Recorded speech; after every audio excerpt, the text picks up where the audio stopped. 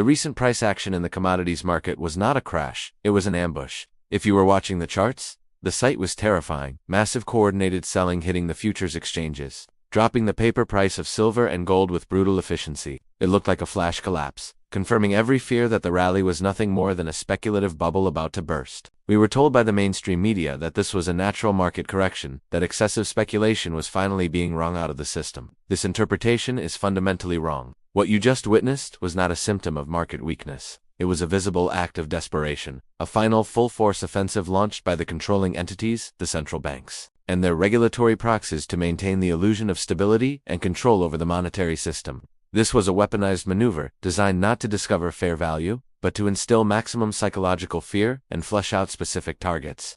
To understand why this attack happened, we must first understand the battlefield. The market for precious metals is bifurcated. There is the small finite market of physical bars and coins, and then there is the massive leveraged paper market. The paper market is where the vast majority of volume trades. It is a system built entirely on derivatives, futures, and unallocated contracts. And it is here that the manipulation is executed. This system is built with a kill switch, and that switch is the margin requirement. When the controllers need to crush the price instantly, usually to manage the optical inflation narrative or to relieve pressure on their own massive short positions, they do not need to sell physical metal. They don't have enough. Instead, they strategically deploy regulatory force by dramatically raising the maintenance margins on futures contracts. This technical adjustment is an economic gun to the head of anyone trading on leverage. It forces speculators, from smaller hedge funds to retail investors, to instantly deposit massive amounts of new collateral into their accounts, often with hours of notice, or face automatic liquidation. The result is a forced selling wave that is entirely artificial, creating a temporary cascading panic that drives the paper price down far below its true physical floor. This tactic is not a theory. It is standard operating procedure, the exact playbook used repeatedly throughout history. We saw this in devastating detail in 2011, when silver was approaching its prior all-time high. The margins were hiked, the forced liquidation cascaded, and the price was instantly suppressed, wiping out billions in paper wealth and neutralizing the threat of a physical run on the vaults for years. The goal is always the same: trigger panic, create maximum fear, and ensure that the public loses faith in the physical asset as a store of value. But this time, something fundamental went wrong for the attackers. The weapon failed. It wasn't just a failure, it was a catastrophic miscalculation. The regulatory weapon is designed to attack leverage. If you buy silver with 10% cash down, the margin call wipes you out and forces you to sell at any price. This is exactly why the attack succeeded historically. It targeted speculators, the weak hands who flee at the first sight of blood. But the market of 2024 is structurally different. The demand driving physical silver today is not speculative. It is sovereign, industrial, and driven by retail stackers who own the metal outright. They do not use borrowed money. Therefore, the margin weapon is completely inert against them. You cannot issue a margin call on a physical kilobar sitting in a private vault, or on the hundreds of tons required by a solar panel manufacturer. We are watching a live war play out between a paper weapon, the complex machinery of derivatives, leverage, and regulatory control, and a physical reality. That reality is the accelerating industrial demand for the metal in solar panels, electric vehicles, and critical infrastructure, coupled with the systemic failure of global mining supply to keep up. The structural supply deficit is real. It is widening every quarter, and it cannot be papered over forever. The paper price can be suppressed momentarily, but the physical requirement for the metal remains inelastic. You either have the silver required to build the future, or you don't. This failed attack did not suppress the price. It functionally cleaned the system. It acted as an aggressive, forced transfer of wealth from those trading on leverage to those trading with hard capital. Every speculator, every weak hand who panicked and sold their leveraged position under the margin gun, sold their asset directly into the hands of someone who intends to hold it forever, the strong hands. The shorts attempted to create a fundamental collapse, but what they achieved was creating a massive technical signal known to every sophisticated trader, a perfect bear trap. Think of it this way. The price dropped violently in the paper market, but the physical market barely flinched. Why? Because there is an enormous, persistent, and largely invisible shadow order book underneath the visible exchange. When the price dips to a certain level, massive corporate, industrial, and even sovereign buyers step in, absorbing every single ounce sold by the panic sellers. They are setting a permanent concrete floor that the paper game simply cannot breach. They are doing the hard work of buying up all the excess liquidity created by the manipulators. The suppressive effort of the control entity created a massive fire sale, a liquidity giveaway right before the weekend, that was instantly monetized by external markets. The irony is staggering. The extreme effort to prevent silver from rising has instead guaranteed its immediate stability and accelerated its transfer into unshakable ownership. The controllers just handed their greatest enemy a deeply discounted opportunity. The controllers are running out of bullets. Their primary paper weapon, the ability to induce panic selling through margin calls and leveraged liquidation, has failed dramatically. They tried the historically effective strategy of scaring the market into submission, and the physical reality of demand simply absorbed the blow. Now, what is left? Only the nuclear option. We must prepare for the final, desperate regulatory moves. The last plays in their handbook involve direct intervention, not just manipulation. This includes implementing extreme position limits, raising exchange fees to punitive levels, or, the most draconian move of all, shifting the exchange status to liquidation only.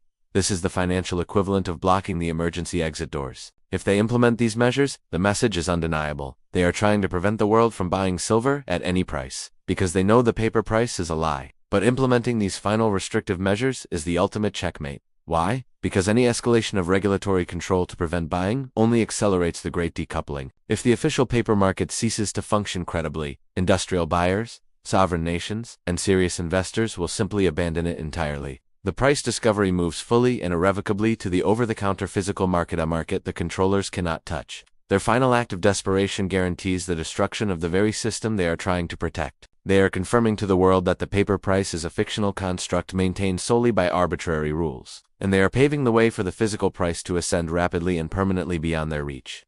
This entire episode was a trial. It was a rigorous, high-stakes test, designed to filter the serious hands from the speculators. If you allowed the noise of the paper market to frighten you into selling your physical metal, you failed the test. You succumbed to the illusion, allowing a temporary, artificial dip to strip you of real, tangible wealth. If you held your position, or if you took advantage of the engineered fire sale to increase your holdings, you understood the fundamental truth. The fundamental truth is not determined by a fleeting price movement manipulated by desperate banks on a Friday afternoon. The truth is dictated by physics, energy, transition, industrial demand, and the unsustainable mountain of sovereign debt that backs the dollar. Focus on the truth and ignore the noise. The paper price is an ephemeral fantasy waiting to be exposed. Technically, the structure they created is a massive, textbook bear trap. They purged weak, leveraged positions, transferring ownership to those with unshakable conviction, while trapping the short sellers, the manipulators themselves, in a position of extreme financial risk. There is nobody left to sell. All that remains is overwhelming physical demand and short positions that must be covered. This forced stability and engineered dip has set the stage for an immediate, violent resolution. We are forecasting a powerful, decisive gap up, driven by a catastrophic short squeeze that will launch the price far beyond where it started. The stability they temporarily achieved was not a return to normal. It was the loading of the catapult. The physical reality of the market will now enforce its verdict. The immediate, critical result of this engineered panic is clear. The weak hands have been liquidated. Every paper position based purely on leverage and speculation was forced out. This isn't just theory. It's a classic technical structure. We call it a bear trap. It is the moment the market transfers assets from those who panic to those who understand the physical scarcity. The short sellers, who orchestrated this dip, are now holding the bag, caught beneath a torrent of relentless physical buying. There is a simple question that defines the structural resilience of this market. Who caught the falling knives? It was not purely retail investors making small, discretionary purchases. It was the industrial sector, the sovereign mints, and the largest institutional funds that understand the coming energy transition and the permanent supply deficit. These entities maintain what we call the shadow order book. This is the demand that does not appear on COMEX screens. It is inelastic. It does not care about daily price swings. It cares only about securing physical supply before the global system runs dry. Their limit orders are set at crucial technical and cost of production levels.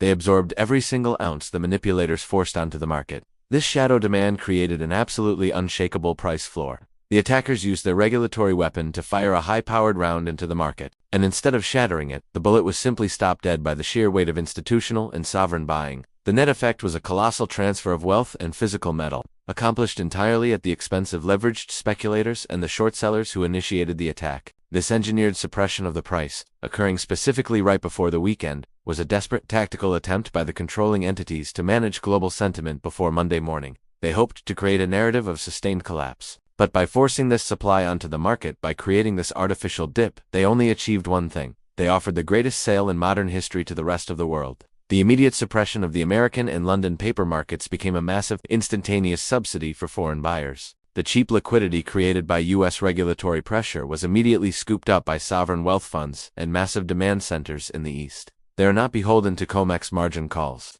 They see the paper market as a convenient, cheap faucet for physical metal acquisition. The dollar system, in its arrogance, created a momentary discount for its economic rivals. Think about that strategic blunder. The very mechanism designed to crush the price actually accelerated the drainage of physical metal from Western inventories, and further consolidated ownership in the hands of global powers who are actively pursuing decoupling. The manipulators gambled that they could collapse the structure before the physical demand could react. They were wrong. They have not deterred the long-term holders, they have simply replenished them at a discounted rate, while simultaneously trapping themselves in the most volatile technical formation possible. This temporary stability was not a soft landing. It was a pressurized chamber. This failed suppression leaves the manipulators with only one final card to play: regulatory checkmate, since they cannot physically generate the metal needed to meet industrial or sovereign demand, and they cannot use market mechanisms to scare away the sophisticated buyers. Their only recourse is to change the rules of the game itself. We must anticipate the final acts of desperation. Look for emergency regulatory actions.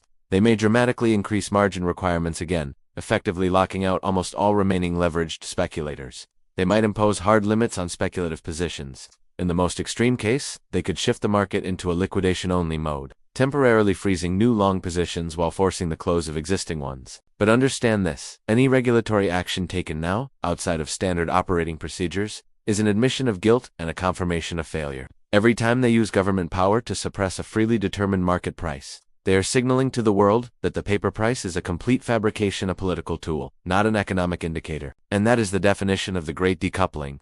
Every regulatory restriction they implement in the paper system acts as a firewall, separating the paper market from the physical market. It accelerates the flight of capital away from Western exchanges and toward venues that still respect supply and demand fundamentals. Their self-destructive attempts to maintain control will only hasten the moment when the physical reality, the critical industrial scarcity, and unstoppable, sovereign demand is forced to trade outside their collapsing sphere of influence. Their final moves are not a defense of the dollar. They are the last spasms of a failing empire attempting to enforce a fiction. The goal now is simple: ignore the noise.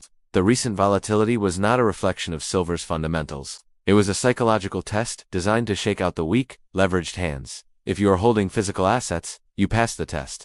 The true foundation of your conviction must remain fixed on the immutable truths that govern this market: infinite debt against finite supply, unprecedented industrial demand for renewable energy technologies, and the historic de-dollarization pushed by the BRICS nations. Do not trade based on the daily gyrations of a political price. Own the asset based on the certainty of the physical reality. The immediate forecast is clear and technically violent. By forcing prices down into the shadow order book support, the manipulators inadvertently created the single most explosive technical setup possible. They trapped themselves. They accumulated a colossal short position by forcing liquidation and stepping in front of an oncoming train of physical demand. When the pressure within that pressurized chamber inevitably breaks, when the relentless industrial usage and sovereign buying overpower the paper limits, there will be no gradual recovery. The only possible mathematical outcome is a massive short squeeze. The price will not just resume its trajectory. It will gap up violently, fueled by the very sellers who thought they could cap it. This structure, hardened by the failed attack, is the base from which the asset launches into the parabolic phase. We have weathered the final storm. The dollar's attempt to crush its competition failed. Now, we prepare for the resolution. The technical resolution is merely the fuse. What we are witnessing now is the final act of monetary history. The inevitable rejection of a global standard built on infinite debt and managed decline. The immediate mechanical result of the failed suppression attempt is a short squeeze of unprecedented scale. But the geopolitical implication is the death of the dollar's reign. The world watched this attack fail. The world saw the U.S. regulatory structure prioritize its own failing currency over market integrity. And the world is now accelerating the Great Decoupling. When the price launches, and it won't be a simple 20% gain. This is not a cyclical bull market. This is the repricing of foundational value in a system that is bankrupt. Let us go back to the central premise of this entire thesis: the dollar dies in 2025. Why 1 kilo of silver will buy you a house? People hear that and they try to calculate it based on today's fiat pricing. They assume a house is worth $500,000, so silver must be worth $20,000 an ounce. That is the wrong way to think about the valuation. The kilo of silver does not become more valuable in fiat terms. The dollar simply loses 99% of its purchasing power. It is not an asset appreciation story. It is a currency collapse story. Imagine trying to pay off a $500,000 mortgage with the output of a printer that has been running non-stop. That is the inevitable endgame of a debt-based system where the only solution to insolvency is monetary debasement. When the realization sets in that sovereign and industrial demand for physical metal has completely drained the available float, the paper pricing mechanism will break entirely. We are not forecasting a temporary spike. We are forecasting a paradigm shift where the unit of account changes. Historically, when hyperinflation takes hold, assets that embody true savings, physical resources, become the real measure of wealth. Your house will not necessarily decrease in value. Its price will simply be denominated in sound money, which, during the transition, is silver. The hard part is over. The manipulation has failed. The war for the base has been won. The final test is one of conviction and patience. The system will continue to generate distracting noise, desperate headlines, and appeals to fear. They may try to raise margin requirements one last time. They may try to introduce regulatory limits. But every attempt to control the physical flow of money simply accelerates the final, violent rupture. You have positioned yourself outside the system of debt and dilution. You hold a physical asset required by every major technological, military, and energy transition happening globally. You hold sound money in an ocean of fiat promises. Ignore the noise, focus on the physical reality. Stay strong. The dollar dies in 2025, and those holding the physical truth will be the ones to inherit the new economy. This is the generational wealth transfer you have been preparing for. Do not trade it. Hold it.